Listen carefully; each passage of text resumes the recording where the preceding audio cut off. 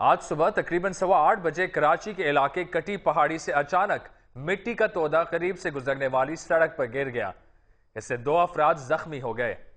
ناظم آباد اور اورنگی ٹاؤن کو ملانے والی یہ سڑک پہاڑی کاٹ کر بنائی گئی ہے اور صبح کے وقت اس سڑک پر کافی ٹریفک ہوتی ہے۔ تودا گرنے سے سڑک کا ایک حصہ بند ہو گیا، جبکہ دوسرا حصہ عوام نے اپنی مدد آپ کے تحت خود ہی کھول لیا۔ پہاڑی سے وقفے سے کچھ مٹی گر رہی ہے۔ علاقے مکینوں کا کہنا ہے کہ مٹی گرنے کی شکایت کی گئی تھی، لیکن کسی ذمہ دار نے اس پر کان نہیں دھرا۔ پہاڑ جو ہے یہ کافی دنوں سے یہ گر رہا تھا اور ہم تو روزانہ یہاں سے گزرتے ہیں، کبھی کم کبھی زیادہ مطلب گرتا رہتا ہے۔